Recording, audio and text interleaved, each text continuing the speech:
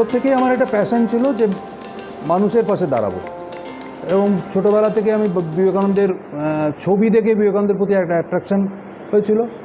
এবং আমি চাই ছোটোর থেকেই যে ঈশ্বর যেন আমাকে নিজের সংসার চালাবার মতো ক্ষমতা দেন এবং আমি যেন মানুষের পাশে দাঁড়াতে পারি। তো সেই ছোটোবেলার ইচ্ছেটা, সেটা পরবর্তীকালে আমি যখন চাকরি পাই, চাকরি পাওয়ার পর আমি নিজে করতাম। অনেক সময় আমি নিজের পরিবারকেও হয়তো লুকিয়ে করেছি। আমার মা চিন্তা করবে হয়তো যে ছেলে আমার টাকা পয়সা এরকমভাবে খরচা করে দিচ্ছে, মাকে হয়তো কোনো সময় বলতাম না। পরবর্তীকালে আবার হয়তো কারো মারফত মা জেনেছে, মাকে আমি তখন স্বীকার করেছি যে হ্যাঁ মা আমি এটা করেছি। তো মা হয়তো সেটাকে মেনে নিয়েছেন। তারপরে যখন প্রগতির মারফত যখন কাজটা শুরু করলাম, আমার উদ্দেশ্য এটাই ছিল যে আমি তো একটা সাধারণ চাকরি করি, এবার চাকরি করার পাশাপাশি যে আমি কতজন মানুষের পাশে দাঁড়াতে পারবো। আমি একজন দুজন মানুষের পাশে, দুটো স্টুডেন্টের পাশে হয়তো দাঁড়াবো, কিন্তু আমার কাছে প্রচুর এরকম মানুষ চলে আসতো। তো আমি চিন্তা করলাম যে আমি এই চাকরি করে তো একটু করতে পারবো না। তখন আমার মনে ইচ্ছে হলো যে আমি যে কাজটা করছি সেই কাজটা যদি 10 জনের মাঝে যদি তুলে ধরি এবং 10 জন যদি মানুষ সেই কাজটা দেখে এগিয়ে আসে, তাহলে আমরা 10টা হাত এক হব, আমরা 10 জন মানুষের পাশে দাঁড়াবো। তো সেই ইচ্ছে, সেটা ঈশ্বরের কৃপা, স্বামীজির কৃপা, আজকে সেই জায়গা থেকে আজকে এই প্রতিষ্ঠান, আজকে 202 জন মানুষ একত্রিত হয়েছি এবং স্বতঃস্ফূর্তভাবে আমাদের ওই অর্গানাইজেশনে কোনো ওই পদ নেই, সবাই মিলে আমরা একসাথে কাজ করি। যে কোনো ব্যাপারে একটা যদি কারো সাহায্যের জন্য কোনো আবেদন এসছে, আমি হোয়াটসঅ্যাপ গ্রুপে শুধু পোস্ট করি যে আমরা কি এর পাশে দাঁড়াতে পারি, জাস্ট এই ল্যাঙ্গুয়েজে। মানুষ স্বতঃস্ফূর্তভাবে টাকা ট্রান্সফার করতে থাকে, কমেন্টস করতে থাকে এবং সেই টাকা দিয়ে এই কাজটা করি। হ্যাঁ, আমি যে জব করি, আমি একটা সেলস প্রফেশনে আছি, কিন্তু আমি অনেস্টলি বলছি যে আমি কাজের জায়গায় কোনো ফাঁকি দিই না। কাজটাকে আমি কাজের জায়গায় রাখি, কিন্তু ওই কাজের মধ্যেও আমি এই প্রগতির এই কাজটাকেও আমি ম্যানেজ করি। সেটা আমি হয়তো সকালবেলা 10টা সাড়ে 10টার সময় আমি কাজের সময় বেরিয়ে গেলাম, আমি হয়তো অফিসের কাজ করে আমি প্রগতির জন্য বিভিন্ন জায়গায় যাওয়া, অফিসে আসা, একবারে হয়তো রাত্রেবেলা আমি বাড়ি ফিরলাম, এবং সেটা আমার পরিবারও সেটা মেনে নিয়েছে। এই নিয়ে আমার বাড়িতে কোনো অশান্তিও হয় না। তো জানে যে ও কিছু কাজ করছে, স্বতঃস্ফূর্তভাবে সবাই মেনে নিয়েছে।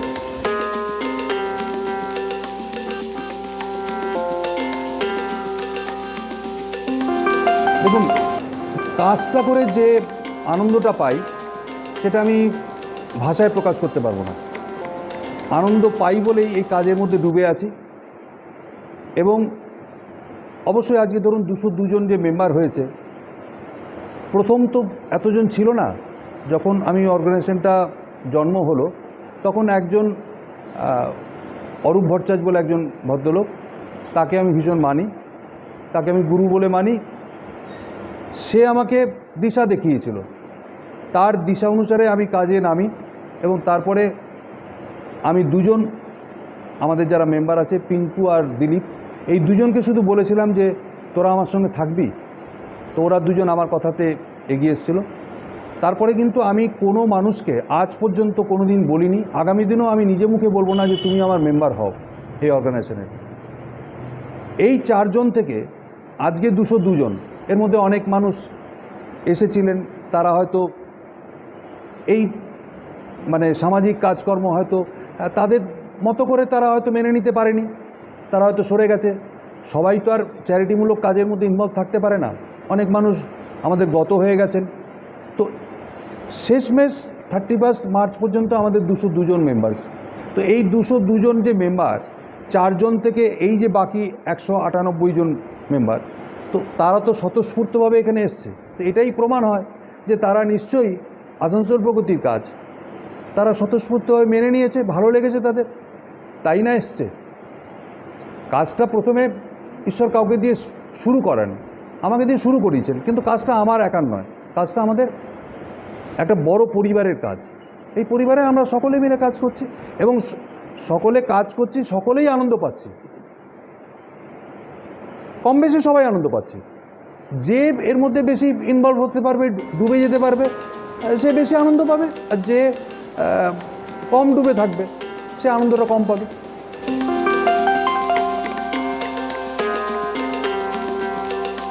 সমস্ত কিছু ইন্সপিরেশন স্বামীজি। স্বামী বিবেকানন্দকে আমার ছবি দেখে প্রথম অ্যাট্রাকশান, তখন খুব ছোট, বাড়িতে একটা ক্যালেন্ডার ছিল, ক্যালেন্ডারটা দেখে আমার অ্যাট্রাকশান হয়েছিল।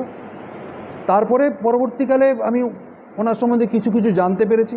মানে বই পড়া আমার খুব একটা অভ্যেস নেই, ছোট ছোট চটি বই আছে, বিবেকানন্দের বই আমার পকেটেও থাকে, আমার বাড়িতেও থাকে। আমি যখনই একা থাকি আমি সেই বিবেকানন্দের বই পড়ি, তার উপদেশগুলো মেনে চলার চেষ্টা করি, এবং আমি মনে করি যে উনি যে পথগুলো দিয়েছেন, এই পথটা যদি আমরা যদি অনুসরণ করতে পারি শুধু, তাহলে আমাদের জীবন ধন্য হয়ে যাবে। মানে এটা আমি মন থেকে বিশ্বাস করি।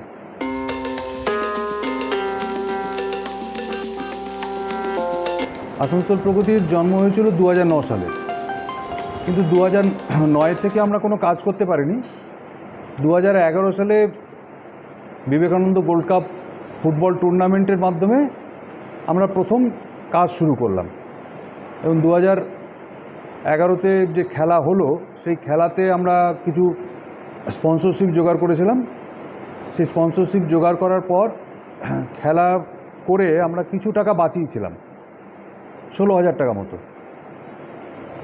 তারপর 2011 সালেরই শেষের দিকে পিঙ্কি মণ্ডল বলে একটি বাচ্চা মেয়ে, ক্লাস 10-এ তখন পড়তো, মানিকচাঁদ গার্লস হাই স্কুলে, ক্যান্সার আক্রান্ত ছিল। তো ভারতী দেব ছিলেন ওই স্কুলেরই টিচার, উনি ওই বাচ্চাটির দায়ভার নিয়েছিলেন সব কিছু। আমরা সেটা জানতে পারি। পরে ওই বাচ্চা মেয়েটিকে আমরা 3জন মেম্বার মিলে, আমি, পিঙ্কু আর দিলীপ, 3জন মিলে 7,000 টাকা ওই ভারতীদির বাড়িতে গিয়ে ওই মেয়েটির হাতে আমরা চেকটা দিই। এটাই প্রথম আসানসোল প্রগতির চ্যারিটি কাজ শুরু হয়। তারপরে বোলপুরের একটি মেয়েকে আমরা কিছু বইপত্র কিনে দিয়েছিলাম। আমাদের মূল ফোকাস ছিল যে মেধাবী ছাত্রছাত্রী, আর্থিক অনটনের মধ্যে যারা রয়েছে, সেই সমস্ত ছাত্রছাত্রীর পাশে আমরা দাঁড়াবো। তো 2012 সালে আমরা প্রথম ছাত্রছাত্রীদের পিছনে দাঁড়াতে শুরু করলাম। ওই মেয়েটাকে বাদই দিচ্ছি, তখন জাস্ট ওকে বই কিনে দিয়েছিলাম। 2012 সালে আমাদের যে ফুটবল টুর্নামেন্ট হয়, বিবেকানন্দ গোল্ড কাপ টুর্নামেন্ট, তখন পোলো গ্রাউন্ডে হতো 2011 সাল থেকে। সেইবার 4জন স্টুডেন্টকে আমরা 5,000 টাকা করে খেলার মাঠে দিলাম। সেই থেকে আজ পর্যন্ত আমরা 105 জন ছাত্রছাত্রীর পাশে দাঁড়াতে পেরেছি।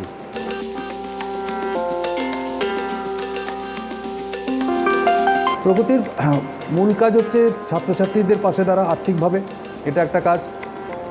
2 নম্বর হচ্ছে বছরে একটা রক্তদান শিবির করা, সেটা আমরা বিএনঘাটির সঙ্গে যৌথভাবে করে থাকি। 3 নম্বর হচ্ছে বহু মানুষ আছে যারা চিকিৎসা করাতে পারছে না আর্থিক অভাবের জন্য, আমাদের কাছে আবেদন করে, আমরা সেই সমস্ত মানুষের পাশেও দাঁড়াবার চেষ্টা করি, আর্থিকভাবে তাদের পাশে দাঁড়াই। বছরে পুজোর আগে ছোট ছোট বাচ্চাদের আমরা বস্ত্র দিয়ে থাকি, নতুন বস্ত্র। আমরা বিএনঘাটি থেকে সেগুলো জিনিসগুলো কিনে আমরা তাদেরকে সেই বস্ত্র দিয়ে থাকি। শীতের সময় প্রত্যেক বছর আমরা কোনো না কোনো গ্রামে যাই, সেখানে আমরা কম্বল তুলে দিই। এছাড়া বহু মানুষ আছেন যারা ফিজিক্যালি চ্যালেঞ্জ পিপল, যারা আর কি, সেই সমস্ত বাচ্চাদেরকেও বা মানুষকেও আমরা হুইল চেয়ার, ট্রাইসাইকেল দিয়ে থাকি। আমরা প্রায় এবছরে কতজন, প্রায় 68 জন বিশেষ চাহিদা সম্পন্ন মানুষকে হুইল চেয়ার, ট্রাইসাইকেল আমরা এখন পর্যন্ত দিতে পেরেছি।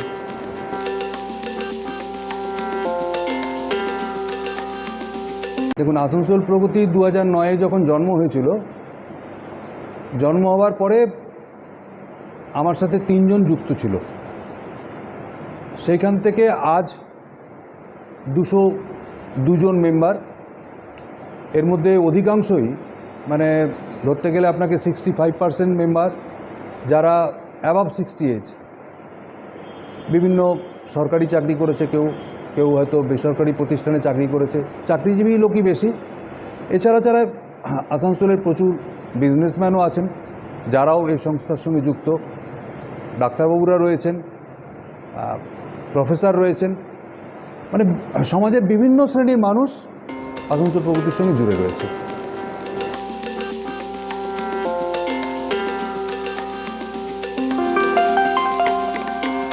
প্রচুর ঘটনা আছে, এরকম প্রচুর ঘটনা আছে।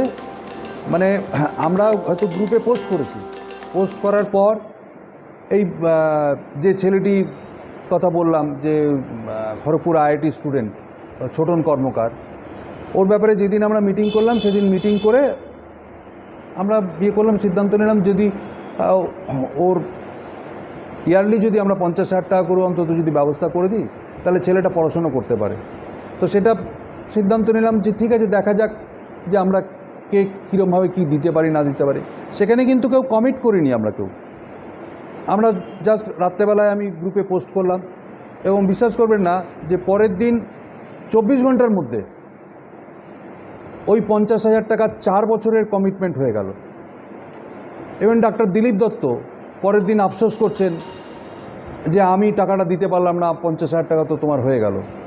আমাদের একজন মেম্বার আছেন উপানন্দ ব্যানার্জি, তিনি অস্ট্রেলিয়ায় থাকেন, তিনি জানিয়েছিলেন যদি কিছু হয় তুমি আমাকে জানাবে। পরের দিন সকালবেলা উঠে দেখছেন যে আমি গ্রুপে যখন পোস্ট করে দিয়েছি যে 50,000 টাকার 4 বছরের কমিটমেন্ট হয়ে গেছে। তিনি আফসোস করছেন যে আমি দিতে পারছি না।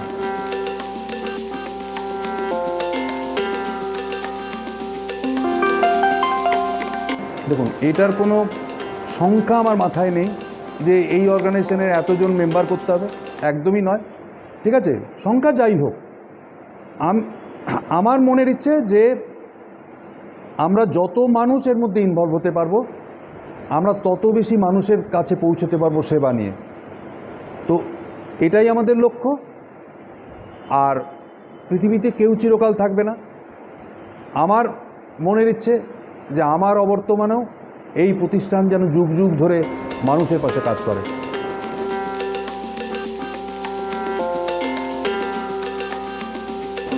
ব্যক্তিগত জীবনে আমার ইচ্ছে যেগুলো, সেগুলো অনেক কিছুই হয়নি।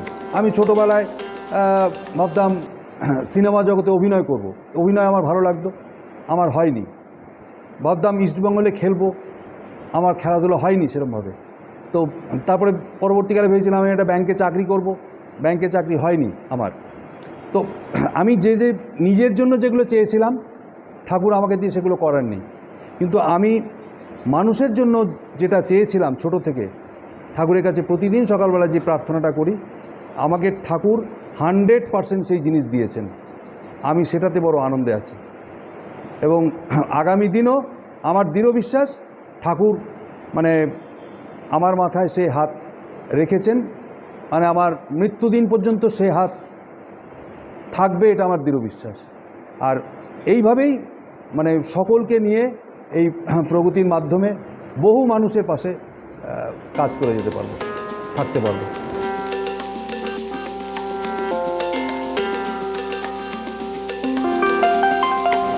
দেখুন, কাউকে তো জোর করে কিছু বলা যায় না, বাবু তুমি এটা করো, এটা হয় না। কিন্তু আমাদের যে সমস্ত কাজকর্মগুলো হয়, ধরুন খেলার মাঠে আমাদের কোনো বাচ্চাদের, যখন বাচ্চাদেরকে আমরা জামা কাপড় দিই পুজোর সময়, সেখানে আমাদের পরিবারের ছোট বাচ্চারাও তারাও যায়। এবার এই করা না করা, এটা পুরো জিনিসটাই কিন্তু নিজের উপরে ডিপেন্ড করে। আমি বললেও কেউ করবে না, বা আমাকে আমি যে কাজটায় নেমেছিলাম এটা তো আমার পরিবারেরও কেউ বলেনি। আমার বাবা এই ধরনের কাজ করতো, কিন্তু বাবা কোনো দিন আমাকে ইনসিস্ট করেনি যে তুমি এই কাজটা করো। তো আমি এই কাজটা করা শুরু করেছি আমার ভালো লাগা থেকে। তো যে যেটাই কাজ করছে সে তার নিজের ভালোবাসা থেকে করছে। আজকে ধরুন এই যে 5-6টি ছেলে যারা মানে দারিদ্রতার সঙ্গে লড়াই করেছে, তারা পড়াশুনো করে একটা ভালো চাকরি পেয়েছে, কেউ টিসিএসে চাকরি পেয়েছে, কেউ পোস্টমাস্টারের চাকরি পেয়েছে, কেউ বড় সফটওয়্যার কোম্পানিতে চাকরি পেয়েছে। তারা চাকরি পাওয়ার পর ফোন করে বলছে যে হ্যাঁ কাকু, এবছর থেকে আমি একটা ছেলের দায়িত্ব নেব।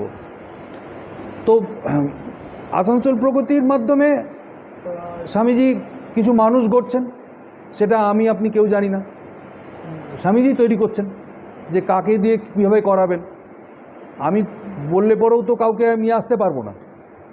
হ্যাঁ, আমি লক্ষ্য করি যে ইয়াং জেনারেশনের মধ্যে সেরকম উৎসাহী ছেলেপেলে খুব কম। আজকের দিনে বাচ্চারা তারা নিজের পড়াশুনো, নিজের চাকরি বাকরি, তারা সাধারণত ওটা নিয়েই ভাবনা চিন্তা করে হয়তো।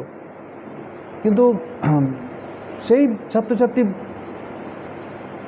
ভাবা উচিত যে আমাদের দেশে নেতাজি সুভাষ বোস জন্মেছে, আমাদের দেশে বিদ্যাসাগর জন্মেছে,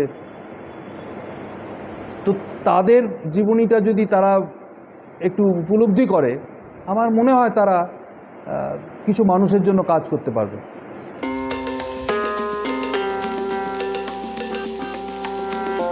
দেখুন, আমার এক ছেলে এবারে ও সেন্ট প্যাট্রিক্স থেকে ICSE দিয়েছে ক্লাস 10। তো ঠাকুরের কাছে প্রার্থনা করি যেন ও ভালো পড়াশোনা করে নিজের জীবনে প্রতিষ্ঠা পাক। আর অবশ্যই আমার মনের ইচ্ছে যে ও যেন মানুষের পাশে দাঁড়ায়। কিন্তু আমি তাকে বলতে যাব না, বাবু তোমাকে কাজটা করতে হবে। এটা আমার ভেতরের ইচ্ছে। ঠাকুর দেখবেন যে ও করবে কি করবে না। তবে ছোট থেকে বিভিন্ন আমাদের এই প্রগতির কাজকর্মে আমি ওকে নিয়েও গেছি। কিছু কিছু জিনিস আমি উপলব্ধি করেছি, সেই জিনিসগুলো ওর আমার ভালো লেগেছে। জানি না আগামী দিনে ও কী করবে না করবে, সেটা স্বয়ং ঈশ্বর করবেন। আমি ঈশ্বরের কাছে ছেড়ে দিয়েছি।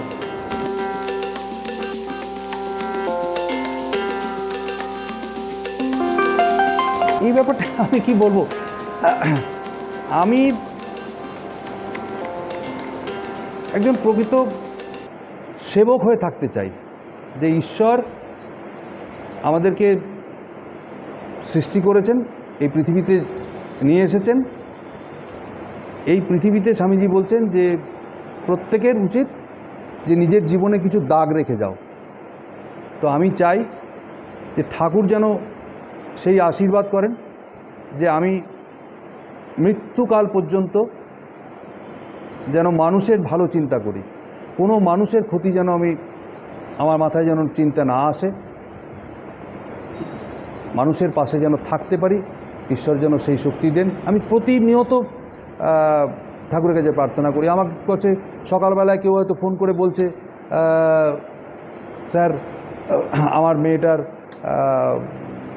বিয়ে দিতে পারছি না, যদি আপনারা প্রগতি থেকে কিছু করুন। আমার খুব মনে একটা ভেতর থেকে এ হলো যে দেখো ঈশ্বর একটা কাজের সুযোগ দিচ্ছেন।